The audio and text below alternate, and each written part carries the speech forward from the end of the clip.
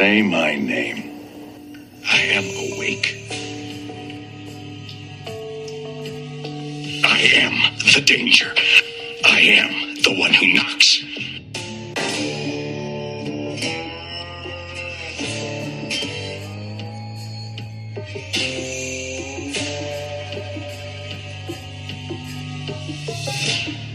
Welcome back to Breaking Into Breaking Bad with Clifford and Caleb Humphrey.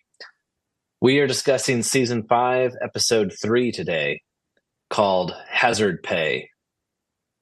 For those who haven't seen this episode in a while, Cabes, you want to give everybody a little brief update, summary of what happens in this episode? Yeah. So if you recall in the last episode, it ended with Mike agreeing to be three-way partners with Walt and Jesse. And so this episode was the start of their partnership.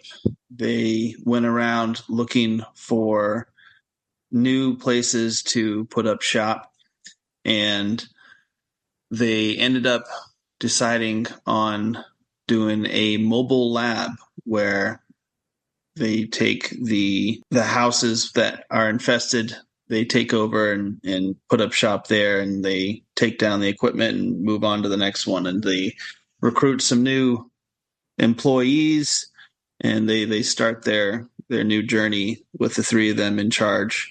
We also see that there was about 8 guys that were left over from the previous employment of Gus that Walt and Jesse weren't really privy to, that are all under the watchful eye of the DEA. And so the hazard pay obviously had to do with making sure that they're still being fed financially so they can keep their mouth shut to go on and so they can continue to work without the DEA finding out this stuff. So we'll get into that later, but we see Walt actually moves back into the house, and Skyler is still in her very uncomfortable, submissive new self and doesn't really know how to handle the scenario there. And I think that was the main point of what was going on, but that's pretty much the gist of that episode. Yeah, that's helpful. That brings us, I think, where we need to be. The title is Hazard Pay. You kind of explained, I think, already sort of where that title comes from. It's funny because, people who normally get hazard pay, it's sort of extra pay you get if you're like a firefighter and you're having to actually go and put out a wildfire or something like that. It's just sort of understood that you're risking more and therefore, you should get paid more. And so in this situation, there was a deal that we discover, I guess, that Gus had worked out, or Mike had worked out, to keep the guys loyal, because it's always a problem when one of your guys gets arrested. The cops could give him a deal to get him to, reduce his time, or maybe even to have the charges dropped if he will turn on everyone else. And so you have to create an incentive structure to keep people from doing that, which just shows how much Mike had really, thought through this whole thing.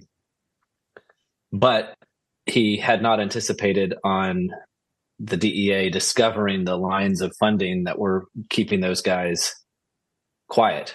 So now the incentive structure has been put at risk and he has to reestablish it. So that's, as we discussed last time, that's what brings him back and to Walt and Jesse and says, okay, I'm in, because he realizes that he's at risk. And something I'll bring up maybe later, but I don't think he sufficiently explains to Walt and Jesse that they are also completely at risk if those guys talk, because it's sort of one thing leads to another, and everybody is wanting to reduce their sentence by telling more on, and then eventually you can get the whole story out there if everybody's squealing. So anyway, that's the title, Hazard Pay.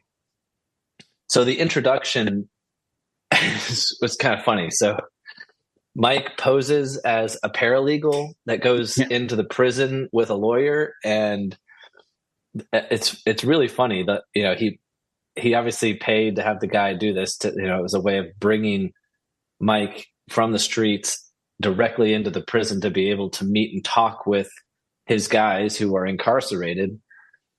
and or are in the process of becoming convicted. And the lawyer, they get him into the room. The lawyer puts on headphones and zones out, which was part of the plan. And then Mike can talk to him freely. And anyway, it was pretty impressive. I thought the way they had arranged that, figured that out. And I'm guessing something like that has probably happened in real life. So. Oh, sure. Yeah. You got to think that lawyer was on the payroll as well and knew exactly his role. Right. Yeah. He was going to be the lawyer for them if anything ever happened, and he and Mike would be working together. And yeah. Right. Yeah. Yeah. So again, it just goes to show kind of how, what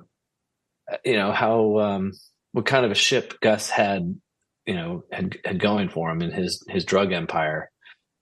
And he had almost everything taken account of. So, yeah. And I got to correct myself. I did say that there was a 3-way partnership, and I forgot about Saul. He's actually also part of that as well, which I think we were probably about to get into, because I think that was the next scene. Yeah. Well, before that, there's a scene where, well, I guess I guess it is that scene. So one of the things I found really interesting about this episode was the power dynamics. And so the question, I think, is always going to be lingering when you've got a partnership. Who's actually in charge? Like, who is actually going to be the one? In political philosophy, that there's a saying that says it's whoever decides the exception is the sovereign. In other words, whenever there's a situation that doesn't fall neatly according to the plan and somebody has to make a call, whoever gets to make that call, that's the guy who's actually in charge. That's the real sovereign.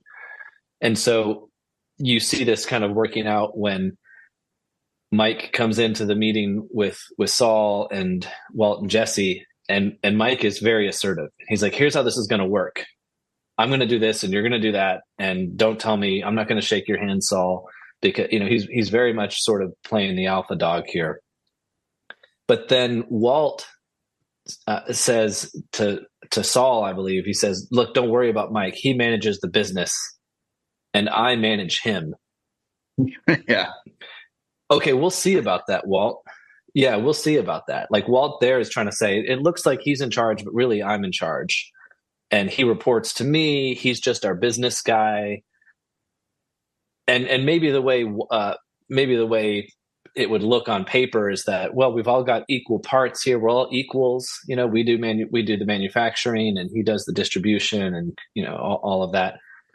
But as we've seen with Jesse and Walt, there's always a power dynamic that plays out where somehow Walt is always the one who's making the decisions that actually determine their lives, whether by force or by fraud. He's either tricking Jesse or forcing his hand or. Yeah, I was going to say, because Walt, especially after the defeat of Gus, has enjoyed almost like operating in the shadows with his role, right? So like it was very easy for him to accept that partnership the way that Mike played out, because he just knows he knew that he was going to still find the way to get the upper hand eventually. And you see it later on, because when they decide to finally go with the new mobile meth lab, and it wasn't really a business and it wasn't really a manufacturing thing. So that's why Mike was like, should we vote on it? And then Walt was just like, well, yeah. Why? Yeah, that was perfect. Right. So so this goes back to my point. Like, this whole thing is about who's in charge, right? And if they're all equals, then yeah, you got to take a vote, and it's the majority of the people who are all equals gets, that's what they'll do. But Walt says, why would we vote? Which tells us that in Walt's mind, he's actually in charge. Right. But we also know that in Mike's mind, he's in charge. And so the way it looks right now, and my perspective again is someone who saw the show once a long time ago, so I don't really remember much. But it seems like right now I can just put money on there's going to come a conflict at some point when they're going to decide actually who's in charge, and it'll probably be some sort of a fight or something. And That's the way it looks right now. This does not look stable. This does not look like you can continue this. Right. Well, you also see like the two heads kind of clash later when they divide up the money from the first cook. Yeah. Well, so let's bring it. Let's bring this back up then, because you're right. That's a very revealing scene too. Okay, so Saul gives the guys a tour of different locations, like you said, and Walt has, or actually, I think they each have a different reason to be skeptical of the options that Saul shows them.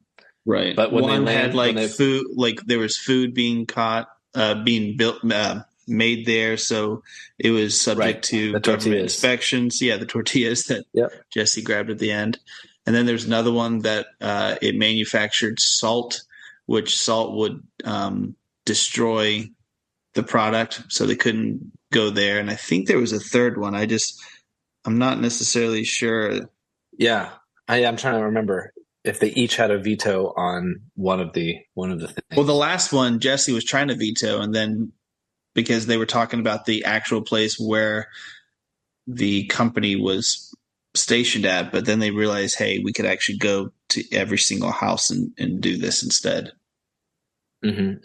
Right. So I love that they brought Skinny Pete and Badger back. Yeah, it was great seeing them again. Yeah, it was very confusing when I'm like, why are these guys? I mean, I also didn't know Skinny Pete could play the guitar. That surprised me. Right. Yeah, getting the band back together. Yeah, but I thought that was brilliant. So they buy the equipment that you would ship and move around, band equipment, as a way of moving the lab equipment around. So a question that I don't know, just kind of came to me as I was thinking about this, which we're not going to get an answer for, is it seemed like it was a big deal when Gail buys all that lab equipment for Gus, and it's really expensive. We know that, and I don't know. It's probably got to set off some kind of FBI warning when somebody's buying a bunch of all of that equipment. You'd think, but they don't explain that. All we know is that somehow they're able to get the money and they buy it all, and it's no problem, and they store it somewhere, right? Because when they're not in a mobile lab, like they got to put it we don't know where. Right. Those are questions that don't seem to be answered right now. Maybe they will be later. Maybe they won't. But just sort of raising those. True. Now. I will say that the equipment that they're buying is not at a mass production level with giant barrels and to that sort, because I think they made 53 pounds their first cook. Yeah. And they were easily making 200, with the other ones. So, but okay, you're right. See, that's why you're here, Caves. That's why you're here. But as far as storing them when they're not in there, you got to think they're either keeping them in the Vamonos Pest containers or, I don't know. It's a good question. I noticed that when Jesse and Walt are discussing how they're going to move the equipment into the houses, Walt seems unusually impressed by Jesse's ideas about how they're going to do that. Yes. And it's rare that you see Walt really giving Jesse the credit for an idea. Usually it's sort of Three Stooges, like Jesse will accidentally land on something like, what about a magnet? And then like he's thinking one thing with a magnet, but then do you think he still might? Do you think he still might just be trying to butter Jesse up to make him just feel good, because it's still coming off of a really couple episodes ago, Jesse had a gun to his head. So no, exactly. No, that's what I mean. So we know that Walt, remember when he helped him find the cigarette? Right. He went along with the whole thing and pretended to be like, oh yeah, like I'm going to spend an hour looking for this with you, and I'm really invested in this, and you're right that it's a real concern. Let's put our heads together. Let's figure it out. It did seem at that point that he was sort of flattering is not the right word, but he wasn't genuine. He didn't really. Yeah. He was buttering up a little bit. Yeah. But here, maybe I'm wrong, but it seemed to me that he was genuinely impressed by Jesse's I think he was. Honestly, I think he was. Just because the way that Jesse was analyzing the situation, and he was very specific with every single type of material. It sounded like it was a good strategy, but it is close to that last scene. So maybe a little bit of both. Who knows? Yeah, and maybe we'll never know, but we can just note that at this point it looked like Walt was being genuine in his admiration of Jesse, because they had a pretty big heart to heart during that cook when they were talking different strategies, which led, we see, to Jesse breaking things off with Andrea. Well, right. So before that, I was just going to say when Brock and Andrea show up at Jesse's, and he introduces her to Walt and all that, and to Brock, it's super awkward. It's so awkward, right? Yeah, and we still don't know. Again, it's always bothered me. We don't know how the Lily of the Valley was able to poison Brock. Who delivered it? How did it happen? I don't know. Did Walt show up at the kids' room at night or something? I have no idea. But I love that they showed us that scene. They wanted us to see Walt, the sort of outwardly jovial, friendly high school chemistry teacher guy with this cute kid, while we know that Walt put that kid's life in danger. And just it was kind of a brilliant with no one else there. It was just the look that Walt gave was just so right. Yeah. Ugh. And Brock seems nervous around him. Now maybe Brock's going to be nervous around any person that he just doesn't really know. I don't know, but it was interesting that the producers wanted us to see that scene. So then there's this awkward scene after that where Walt and Jesse they're taking a break from their cook. I guess they're hanging out in the living room of this house that's under the tent in the mobile lab, and they're having a beer and they're talking, and Walt is doing this thing where he seems to be manipulating Jesse again. Here he did not seem genuinely concerned with Jesse's well-being, which is fascinating because he seems outwardly he's like, hey, whatever you want to do, if you want to go with Andrea, that's cool. You've at earned the same this. time. Yeah, right. And I'd be curious to know if you think he's being genuine, but he also seems to be planting these seeds of doubt in Jesse's mind because he knows that that's a liability. And maybe even there's part of Walt's conscience that's pricked by having Brock around all the time. Maybe it makes Walt feel uncomfortable. Yeah, it's a good question because at that moment, towards all the way till the end of that episode, you see a complete change in Jesse's just overall appearance and the way he holds himself. He's very depressed, obviously going through a breakup, which he eventually decides to do after their conversation. Yeah, I don't know. In a way, it felt like Walt was trying to give hey, you're a 50-50 partner here. You're a leader. Right. Yes. Okay. So that's a good point. So that's the question. Does Walt really see Jesse as a leader? As an equal? And does he see Mike as an equal and they're all partners?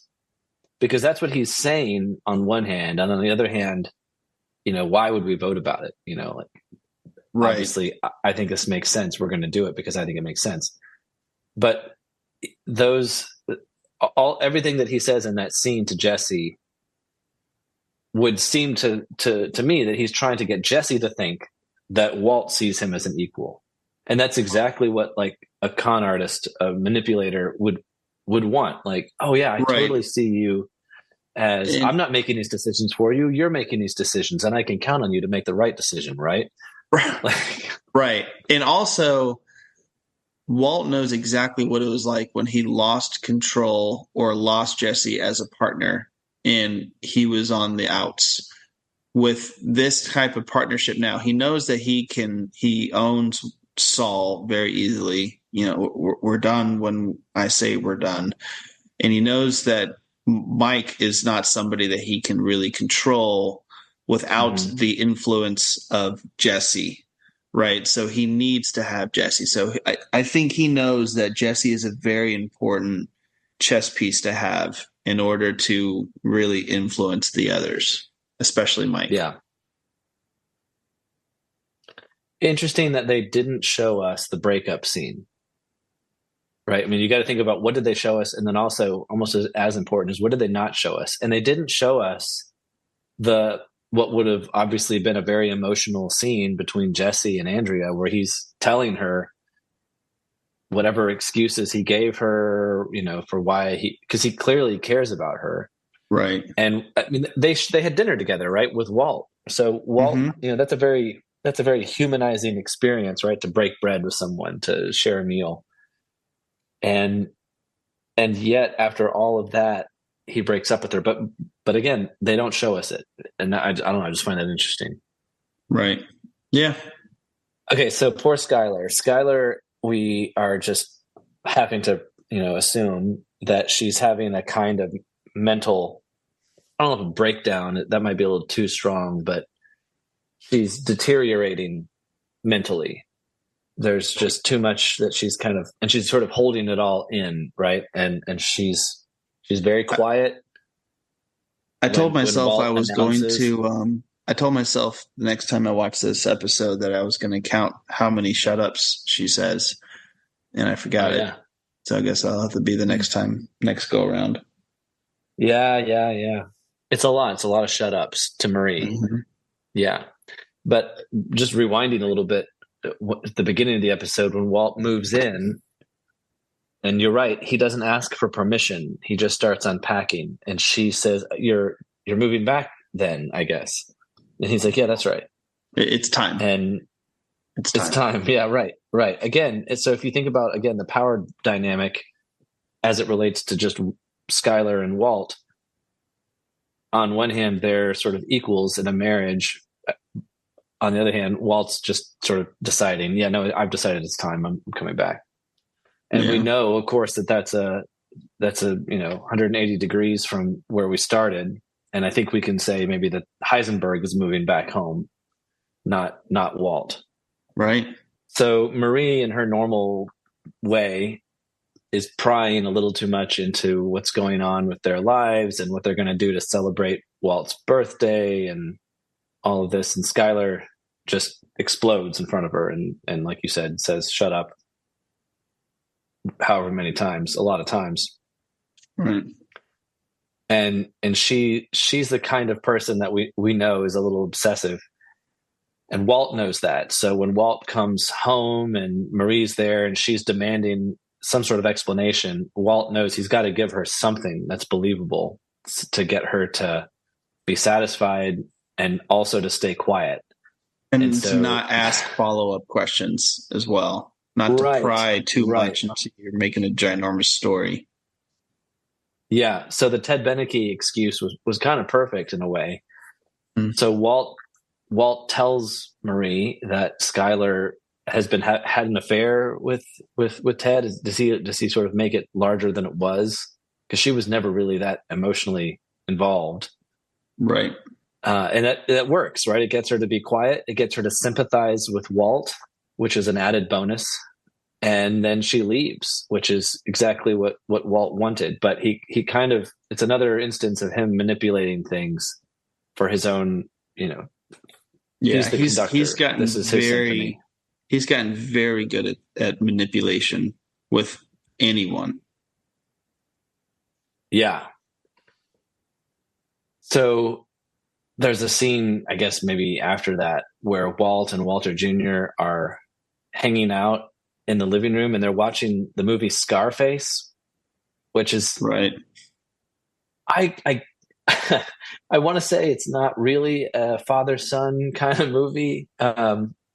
Maybe if you've got an older teenager, it is. I don't know, but it's a pretty violent movie about a drug lord, and Walt clearly has no problem watching that with Walter Jr. And they don't go into this, so I'm reading into it a little bit. But you got to think, if I'm Walt and I'm watching this movie Scarface, which is sort of a classic drug lord movie, you got to think Walt is starting to see himself as Scarface. Although, of course, that doesn't really end well. So, maybe I feel like he just takes the good parts out. Like, look at this power that this guy's hold. This guy, look at him defeat his enemies. Yeah, and he was having a ball. He was laughing like, "Oh man, look at that part." Right. Of course, Skyler walks out of the bedroom into the living room right at the most like violent scene, and so she's sort of triggered again by the whole thing, and Walt's like, "Hey, yeah, why don't you join us? Pop some popcorn, watch some violent drug movie, and grab a slice of pizza. Have a good time." Yeah. And she's like, "Yeah, no, I don't think so. Maybe later." But anyway, I just thought that was interesting. Yeah. All right. Well, let's talk about the scene where Mike splits up the money. So they've made their first cook, and I guess they've sold it all. And Mike brings back, he's the business guy, right? He brings back all of their profits. And then he starts to take pieces, he puts them in 3 stacks, equal stacks. And then he starts to take money from each to cover their expenses. And they build up, and the expenses build up. And gradually those big stacks of money get smaller and smaller and smaller. And then the last thing, which I got to wonder at Mike's judgment to leave this last expense for the last one. I would have buried it in the middle if I were him, and say, well, we've also got to do, hazard pay for, I think he says my guys. And again, if I were Mike, I would have referred to them as our guys, the guys who are being quiet on our behalf that are allowing us to be able to continue to do this. But he doesn't do that. He leaves it for last, and he calls it my guys. And it looks unjust to Walt. To Walt's mind, it looks like Mike has this liability that he personally should pay for, and yet he's making Jesse and Walt pay for it. And you can kind of see Walt's perspective on that. But again, I think mainly just because of the way that Mike presents the situation. But unless I'm seeing it wrong, it's equally their liability for all of them. Right. I don't think Mike did a really good job, because the one guy that we do see in the beginning that Mike talks to with the lawyer, he was the guy that was at the warehouse, at the laundry place. So he's obviously can pinpoint who Walt and Jesse are.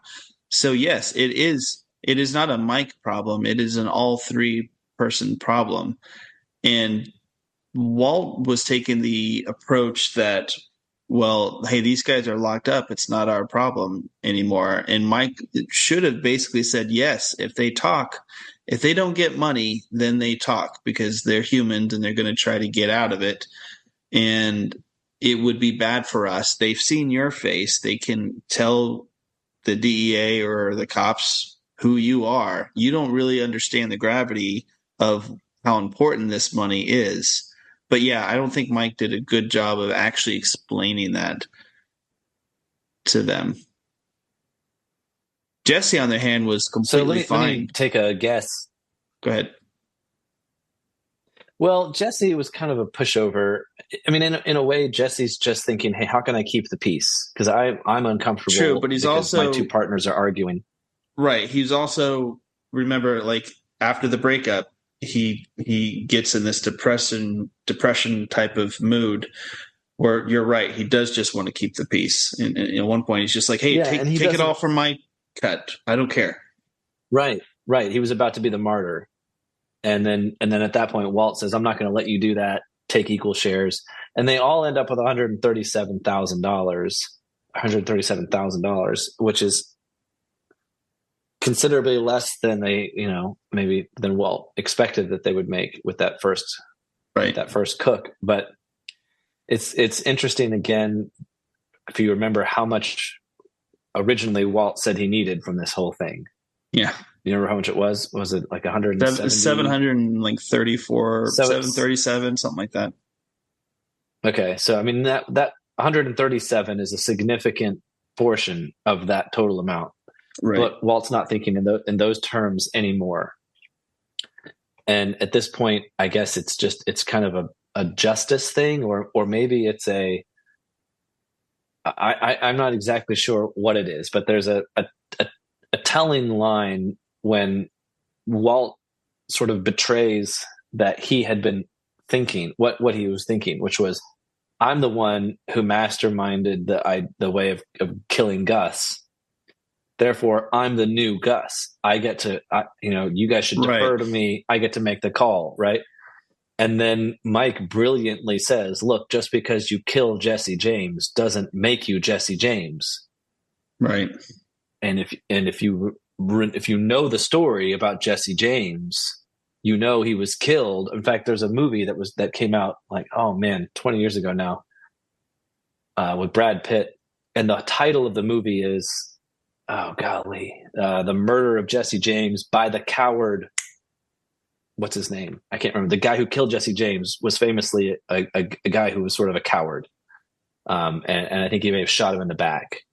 Mm-hmm. In other words, he was not an equal to Jesse James. It was somebody who wanted to be able to say, yeah, I killed Jesse James, but it wasn't because he faced him squarely in a duel and met him at an equal field of battle and overmatched him. Right. It wasn't like that. And so that, using that example here, is kind of it's saying a lot, is what I mean. Because what Mike is basically saying is, you are nowhere near the man that Gus was. You are not anywhere near where he was. You may have killed him, but that's not because you matched him in an open, equal playing field. So that tells me that Walt was sort of on a power kick here. And it's clear in the way he's talking and his mannerisms, the way everything about that scene. Walt sees himself again as a kind of sovereign, the real leader of the whole partnership. And all this stuff kind of bubbles up and gets revealed in this when they're cutting the money up, which was I thought a brilliant way of revealing, because evidently the producers wanted us to see the dynamics between them all. And at the end, Walt, I think, sees the concession that he makes to let Mike take the money. I don't think he sees it. He tells himself, I think, it's not because Mike deserved that money. It's because I am so generous that I gave it to him. I will allow it. I decided I will allow it. Right. Versus it being, no, I'm sorry, that you actually have to, it's not your choice. Like, you owe that money. But that just sort of shows the state of mind that Walt is in, I think. It ends with, right after that scene, Mike walks out of the meeting with the cash that, to pay the mules and the legacy costs and whatnot. And then he has a chat with Jesse, just the two of them. Jesse. Yeah. Yeah. Brilliant. Keep going. Yeah. He randomly brings up Victor, the guy that got his throat cut from Gus. Hang on. Oh, go ahead. Sorry. Right before that, he asks Jesse, he says, hey, how are you feeling? And Jesse assumes he's asking out of concern for Jesse, because he knows that he broke up with Andrea and he's got a soft heart. And he's like, oh yeah, I'm doing okay, man. Thanks for asking. He's like, wait, I don't care about how you're feeling about Andrea. I mean, about the money. Yeah, that's right. Right. He's like, wait, I wasn't asking about Andrea. Are you okay with this? Yeah, right. It was really revealing. But he seems to be trying to elicit righteous indignation from Jesse. Like, you should be pissed. That guy just took our money. In other words, he's planting the seeds of doubt and mistrust.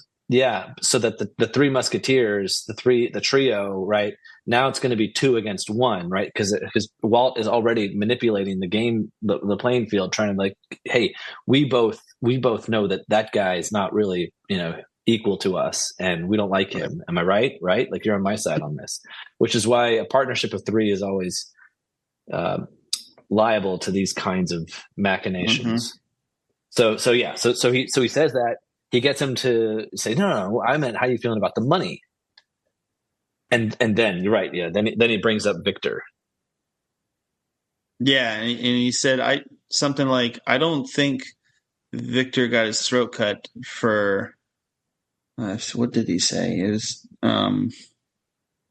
something about flying too close to the sun. They got his throat cut. Yeah, he says I've been thinking about Victor. He says, I thought originally that Gus killed him in front of us in order to send a message to us, like, hey, you mess with me, I'll kill you, like I'm killing Victor right now. He says, but now he says, I don't think that's it. He says, I think Victor took liberties that were not his to take. In other words, Victor started seeing himself as the new lab guy. He's like, I can do this. I've been watching these guys, and I can prove it that I can do their job.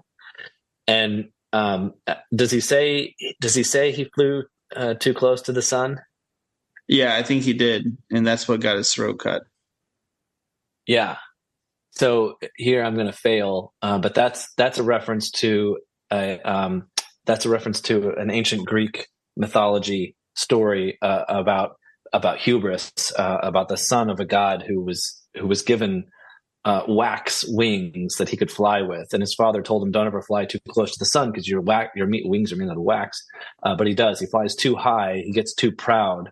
His wings melt, and he falls.